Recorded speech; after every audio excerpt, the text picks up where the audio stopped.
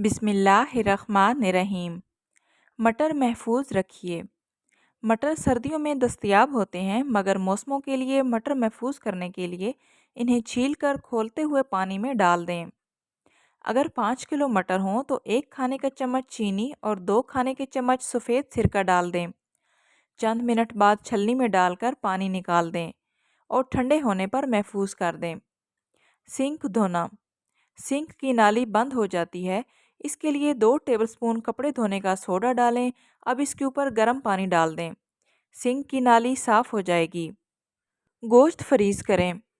گوشت کی تھیلیوں کو فریزر میں رکھتے وقت ان کے درمیان آئس کریم سوڈا ڈال دیں، تھیلیاں آپس میں چپکیں گی نہیں۔ کلیجی کی بو دور کریں۔ کلیجی کو دھوئے بغیر اس پر لہسن کچل کر لگائیں، اس کی بو ختم ہو جائے گی۔ چھوٹے بچوں والے گھروں میں قالینوں پر داغ دھبے پڑ ہی جاتے ہیں۔ آپ سرف کی مدد سے صفائی کرتی ہیں تو کبھی یہ ہلکے ہو جاتے ہیں، کبھی نہیں ہوتے۔ اس طرح 1 سال پہلے خریدا گیا قالین بھی پرانا اور بے رونق سا محسوس ہوگا۔ اگر بہت قیمتی قالین ہے تو ہمارا مشورہ مانیے، جس دکان سے آپ نے خریدا تھا وہیں سے ڈرائی کلین کروائیے، کیونکہ قیمتی قالین کو ٹوٹکوں کی نظر کرنا، 100% نتیجہ حاصل نہ کرنا ہرگز دانش مندی نہیں۔ اگر قیمتی قالین نیا نہیں یا کچھ بہنیں جو استعمال شدہ قالین خریدتی ہیں تو مہنگی دھلائی یا پروفیشنل ڈرائی کلینر کی مدد لینا ضروری نہیں۔ تاہم یہ دھبوں پر بھی منحصر ہے کہ صفائی کا کیسا تقاضا ہے۔ قالین پہ لگے داغ دھبے صاف کرنے کے چند طریقے آپ بھی نوٹ کریں۔ سرکہ صفائی کے لیے سپر ہیرو مانا جاتا ہے۔ اس کا استعمال کر کے داغ اس طرح دور ہو سکتے ہیں کہ 1 پیالے میں 2 کھانے کے چمچ نمک اور آدھا کپ سفید سرکہ ڈالیں۔ ان دونوں چیزوں کو اچھی طرح ملا کر داغ والی جگہ پر لگائیں اور اسے سوکھنے دیں۔ جب سوکھ جائے تو قالین صاف کرنے کی مشین کی مدد سے صاف کر لیں۔ قالین پر لگا ہوا دھبا اس طرح صاف ہو جائے گا جیسے تھا ہی نہیں۔ اگر کیچڑ یا مٹی کے داغ ہوں تو 1 پیالے میں 1 کھانے کا چمچ سرکہ اور 1 کھانے کا چمچ میدا ڈال کر پیسٹ بنا لیں۔ اس پیسٹ کو کسی سوتی کپڑے پر لگا کر داغ والی جگہ پر ملیں اور 2 دن تک اس پیسٹ کو لگا رہنے دیں۔ 2 دن بعد تنکے والے جھاڑو یا سخت دندانوں والے برش یا ویکیوم کلینر کی مدد سے صاف کر لیں۔ اگر قالین پر پھلوں کے جوس کا دھبا پڑ جائے تو 1.5 چمچ سفید سرکہ میں 1 چمچ واشنگ پاؤڈر گھول کر لگائیں اور تھوڑی دیر سوکھنے دیں، پھر برش کی مدد سے صاف کر لیں۔ اسی طرح چائے یا کافی کے داغ بھی صاف کیے جا سکتے ہیں۔ امونیا۔ کلیئر امونیا بھی بے حد مؤثر کلینر ہے۔ 1 کپ کلیئر امونیا میں 2 لیٹر کے قریب نیم گرم پانی شامل کریں۔ جب سوکھ جائے تو پھر سے لگائیں۔ گہرے داغ کے لیے 2 سے 4 مرتبہ کرنا بہتر ہوگا۔ Nail polish remover. اگر قالین پر نیل پالش یا انک کا داغ لگ جائے تو کسی سوتی کپڑے کو نیل پالش ریموور میں بھگو کر اس جگہ پر رگڑیں۔ 2 سے 3 مرتبہ اس عمل کو دہرانے سے داغ جاتا رہے گا۔ بچوں کی کیے صاف کرنے کے لیے بیکنگ سوڈا بہترین انتخاب ہے۔ داغ پر بیکنگ سوڈا ڈال کر سوکھنے دیں اور اس کے بعد تولیہ رکھ کر دبائیں۔ جب سوکھ جائے تو صاف کر لیں۔ یہ داغ بھی صاف کرے گا اور بو بھی دور کر دے گا۔ سبز مرچ کو ریفریجریٹر میں رکھنے سے پہلے دھو کر اس کی اوپر کی ڈنڈی الگ کر دیں۔ اس طریقے سے ہری مرچیں بہت دنوں تک تازہ رہیں گی۔ سبز دھنیا کو اچھی طرح دھونے کے بعد ململ کے کپڑے میں لپیٹ کر ریفریجریٹر میں رکھنے سے دھنیا کافی دنوں تک تازہ رہتا ہے۔ دہی بڑوں کو نرم بنانے کے لیے پسی ہوئی دال میں 2 چائے کے چمچے دہی ڈال دیں۔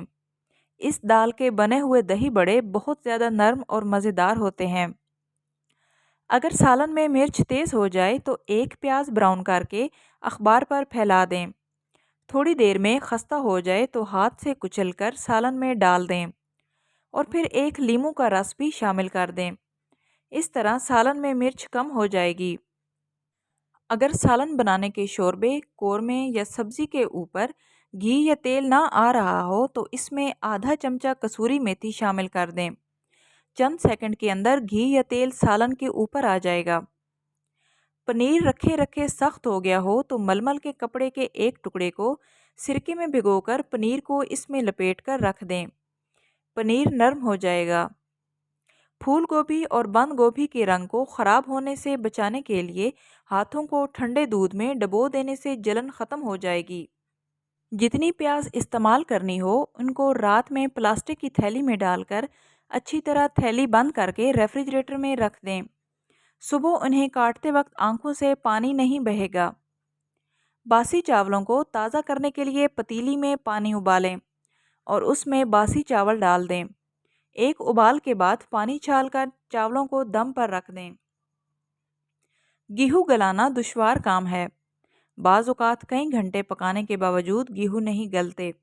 اگر ان میں میٹھا سوڈا ڈال کر گلائے جائے تو زیادہ پکائے بغیر اندر تک ہی گل جاتے ہیں۔ جلتے ہوئے چولہے پر رکھی ہوئی پتیلی میں دودھ ڈالیں تو وہ پھٹ جاتا ہے، اس لیے پتیلی کو نیچے اتار کر ٹھنڈا کر لیں، پھر اس میں دودھ ڈال کر گرم کریں تو دودھ نہیں پھٹے گا۔ عام طور پر لوگ گردوں کے سخت ہو جانے کی شکایت کرتے ہیں۔ گردے پکاتے وقت اس میں سب سے آخر میں نمک ڈالیں، کیونکہ شروع میں نمک ڈال دینے سے یہ سخت ہو جاتے ہیں۔ دن بھر میں مختلف معمولات کی انجام دہی کے دوران مختلف مسائل پیدا ہوتے ہیں اور ہماری کوشش ہوتی ہے کہ ہم اپنے طور پر ان مسائل کو حل کر لیں۔ طبیعت زیادہ خراب ہونے کی صورت میں مستند معالج سے ہی علاج کرانا مفید ہے۔ آج ہم آپ کو چند کارآمد ٹوٹکے بتا رہے ہیں جن کی مدد سے آپ معمولی تکالیف کا ازالہ کر سکتے ہیں۔ سانس کی بو کیسے دور ہو سکتی ہے؟ ملیٹھی قدیم دور سے ہی اپنی شفا بخش خصوصیات کی بدولت بہت اہمیت کی حامل رہی ہے۔ اسے آپ سانس کی بو دور کرنے کے لیے بھی چبا کے کھا سکتی ہیں۔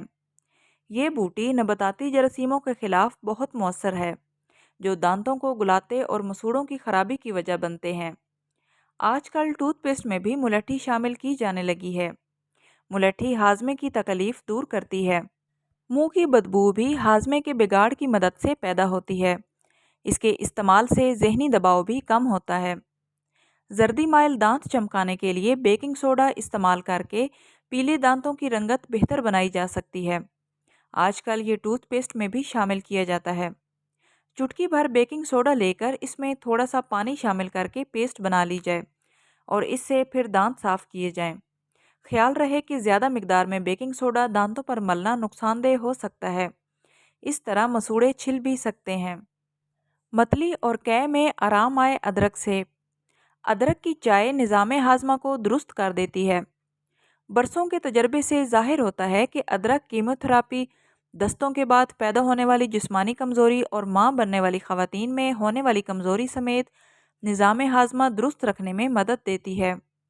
ادرک جسم کو فوری طور پر لہمیاتی خامرے تیار کرنے میں مدد دیتے ہیں جو خوراک ہضم کرنے میں معاونت کرتے ہیں۔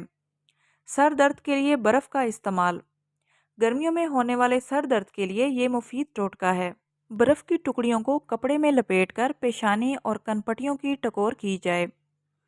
جدید تحقیق سے بھی یہ معلوم ہوا ہے کہ گردن کے سامنے والے شہرک پر اگر ٹھنڈی پٹیاں رکھی جائیں تو اس عمل سے آدھے سر کے درد سے بھی نجات ملتی ہے۔ آئی ہوپ سو فرینڈز، آج کی ویڈیو آپ لوگوں کے لیے ہیلپ فل رہی ہوگی۔ ویڈیو اچھی لگی تو آپ سے ریکویسٹ ہے کہ پلیز ویڈیو کو لائک کرتے جائیں اور اس طرح کی مفید معلومات کے لیے چینل کو سبسکرائب کریں۔ ملتے ہیں نیکسٹ ویڈیو میں، تب تک کے لیے اللہ حافظ۔